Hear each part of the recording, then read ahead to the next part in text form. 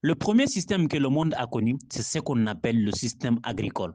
Permettez-moi de vous ramener aux années 1700, aux années 1800 et même aux années 1900 et posons-nous cette simple question. Sur quoi se basait-on pour dire qu'une personne était riche à cette époque? La réponse, elle est simple. On mesurait la richesse d'une personne en fonction de la quantité de terre qu'elle possédait. Plus quelqu'un avait de terres cultivables, plus il était considéré comme riche et influent. Mais ce n'était pas tout. À cette époque, le nombre d'enfants et de femmes qu'un homme avait était également un critère déterminant. Si tu n'avais pas au moins 2 femmes, on te considérait comme un simple célibataire et cela même si tu étais marié. Avec une seule femme, c'était presque insignifiant. Et si tu ne possédais pas d'hectares de terre où tu pouvais cultiver du maïs, du riz, de l'arachide ou autre chose, alors tu n'étais pas reconnu comme chef de famille. À cette époque, la richesse ne se mesurait pas en millions, en voitures ou en possessions modernes. D'ailleurs, les banques n'existaient même pas. Tout ce qui comptait, c'est ce qu'on appelle le nombre de terres que tu possédais, le nombre de femmes que tu avais et le nombre d'enfants que tu avais engendrés. C'était ça, les critères de richesse et de statut social. À résumer, il faut retenir que sous le système agricole, la richesse ne se mesurait uniquement à travers, bien sûr, la famille et le nombre de terres que cette personne avait. Rien d'autre n'importait à cette époque. Je vais vous poser une simple question. Si tu n'as pas d'argent aujourd'hui, est-ce que tu peux réellement te lancer dans l'agriculture? La réponse est claire, c'est non. Aujourd'hui, investir dans l'agriculture demande des moyens considérables. Il te faut des millions, des tracteurs, des engrais et des bras valides pour travailler. À l'époque de nos grands-parents, tout cela n'était pas nécessaire. Ils ne dépensaient pas d'argent parce qu'ils n'en avaient pas besoin. Leurs enfants, nombreux qu'ils soient, ils travaillaient gratuitement dans les champs familiaux. La richesse se mesurait alors par le nombre de terres cultivables et le nombre de greniers remplis. Pas besoin d'argent liquide. D'ailleurs, l'argent liquide n'existait même pas. Cependant, ce système agricole qui était la norme à cette époque a changé. Un nouveau système est apparu, rendant le système agricole obsolète. Aujourd'hui, on ne cultive plus uniquement pour nourrir sa famille ou pour plaire à quelqu'un.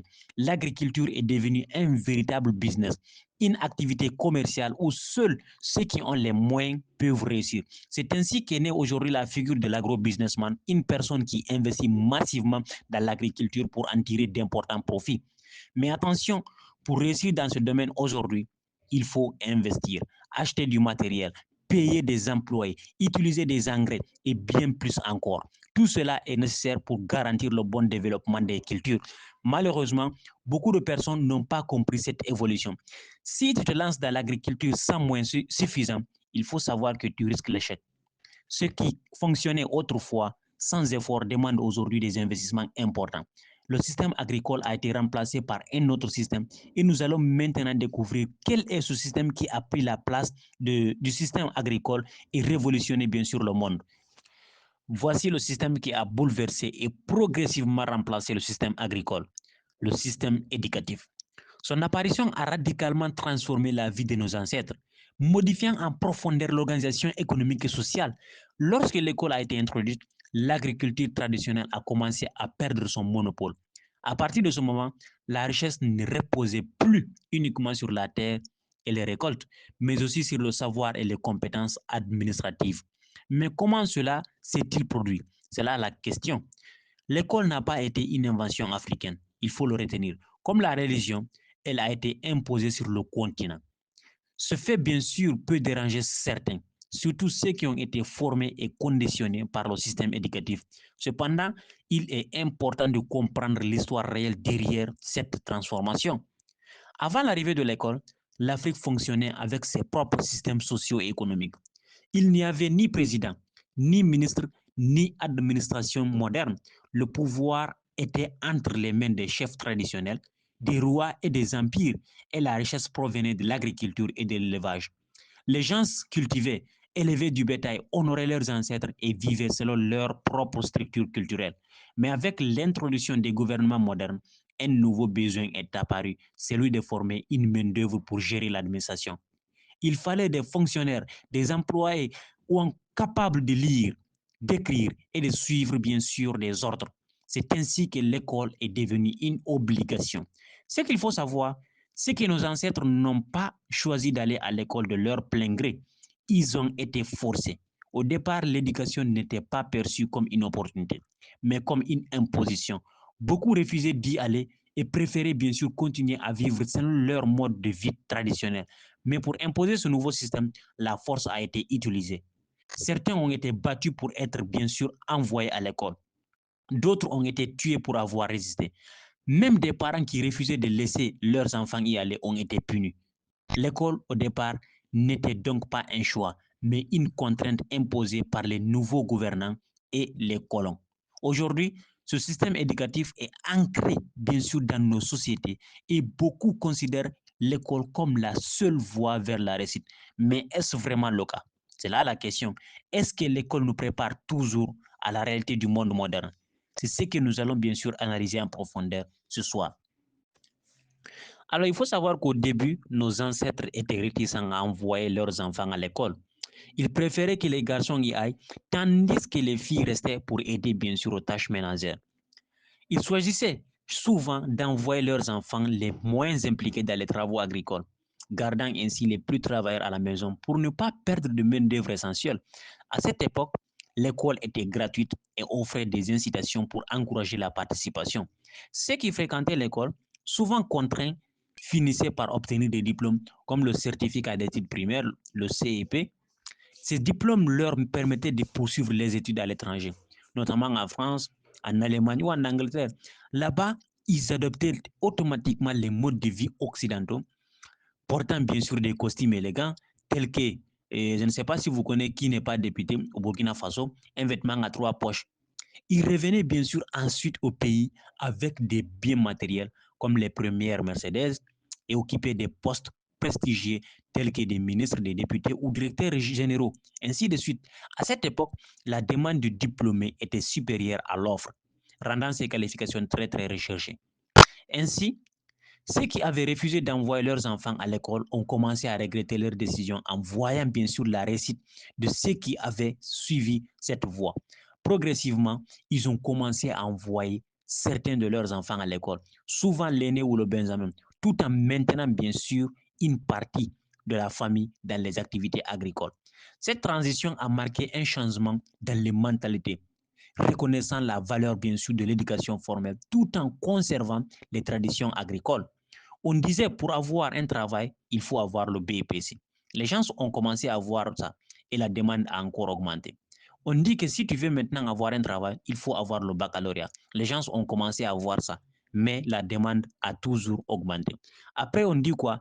Que pour avoir le travail, il faut avoir licence. Les gens ont eu ça. Après, on dit pour avoir un travail, il faut avoir également le doctorat. Les gens ont eu ça.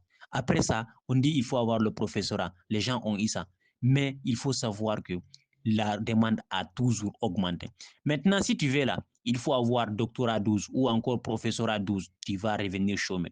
Tant que tu n'as pas appris quelque chose d'important, de monétisable, il faut savoir que tu vas toujours travailler, mais tu ne seras pas payé, bien sûr, à la hauteur de tes diplômes. Ça veut dire actuellement, c'est rempli.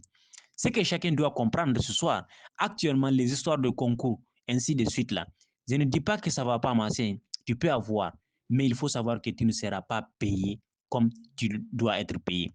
Sur des millions de personnes, on ne veut que quelques candidats. Voici ce qui s'est passé réellement et maintenant il y a encore un nouveau système qui est venu tuer ou encore rendre obsolète le système éducatif que beaucoup n'ont pas encore compris, que nous allons découvrir ce soir. Alors, avant d'entamer avec le système qui est venu rendre obsolète le système éducatif, nous allons un peu nous attarder sur ce système éducatif. Il faut savoir que nos parents ont progressivement commencé à envoyer leurs enfants à l'école, comme je disais, percevant l'éducation comme la clé du succès. Ne pas fréquenter l'école était alors considéré comme un échec. Cette tendance généralisée a conduit à une augmentation de la demande éducative, entraînant l'introduction des frais de scolarité et la création d'écoles privées à but lucratif. Auparavant, ceux qui allaient à l'école étaient moqués. Mais cette dynamique a changé. Cette dynamique s'est inversée. Et ce sont désormais les personnes illettrées qui faisaient objet de raillerie. Alors cependant, il faut savoir qu'avec l'afflux massif d'élèves, le système éducatif s'est retrouvé saturé. Le gouvernement ayant déjà pourvu la plupart des postes de fonctionnaires, ne pouvait plus absorber tous les diplômés. Bien que des recrutements se poursuivent, il est impossible pour l'État d'embaucher tous les diplômés, car l'administration publique a des capacités limitées. Cette situation a conduit de nombreuses personnes à passer plusieurs concours sans succès, non pas parce qu'elles sont incompétentes, parce que tout simplement le marché d'emploi est saturé. Il est donc essentiel de reconnaître que le contexte actuel diffère de celui des décennies précédentes. S'accrocher alors uniquement à l'espoir d'un emploi public peut s'avérer vain. Il est crucial de s'adapter aux réalités bien sûr contemporaines et d'explorer d'autres avenues professionnelles pour assurer son avenir. Ceci étant, nous allons maintenant parler du système qui a bouleversé, qui a remplacé, qui a rendu obsolète le système éducatif et que nous allons observer ce soir. Alors, ce soir, j'ai choisi un sujet qui, je l'espère bien, permettra à beaucoup d'entre vous de changer de mentalité et d'obtenir des clés précieuses. C'est pourquoi je vous encourage à rester avec nous jusqu'à la fin de cette session. Nombreux sont ceux qui, aujourd'hui, vivent encore comme il y a 10, 20 ou même 50 ans. Ils s'accrochent à des modes de vie et des valeurs dépassées, tentant de reproduire des schémas du passé. Cette déconnexion temporelle explique souvent pourquoi, malgré leur motivation, leurs efforts n'aboutissent jamais. Ils ne sont tout simplement pas en phase avec l'époque actuelle. Ce soir, je vais vous exposer les 3 grandes mutations que le monde a connues. Nous analyserons ensemble la révolution en cours, le type de changement que nous vivons, le système dans lequel nous évoluons et la période spécifique que nous traversons. Pour réussir dans le monde d'aujourd'hui, il est essentiel de comprendre sa direction. Comme on le dit souvent, le secret des personnes prospères réside dans leur capacité à anticiper les tendances et à s'y préparer. Ceux qui ont su prévoir les évolutions actuelles ont pris de l'avance, ce qui explique leur succès aujourd'hui. Si vous aspirez à une vie meilleure dans les 5 à 10 prochaines années, il est crucial de comprendre où se dirige le monde et de vous y adapter. Contrairement à ce que l'on pourrait penser, il n'y a rien de véritablement nouveau sous le soleil. Ce que nous considérons comme des nouveautés sont souvent des innovations basées sur des concepts existants. Ainsi, pour prévoir l'avenir, il est indispensable d'étudier le passé. Sans cette compréhension historique, il est difficile d'appréhender ce que les prochaines années nous réservent. Cette formation a pour objectif de vous enseigner ces 3 grandes transformations mondiales afin de vous aider à mieux comprendre et à vous adapter. Une fois que vous aurez saisi ces dynamiques, rien ne pourra vous arrêter. Rappelez-vous, on ne combat pas une révolution, on s'y adapte. Tenter de la contrer mène à l'échec, car l'univers suit des lois immuables que nous devons respecter pour obtenir les résultats escomptés. Je vous invite donc à rester attentif jusqu'à la fin, bien sûr, et à prendre des notes pour tirer le meilleur parti de cette session. Merci de votre attention et poursuivons notre formation.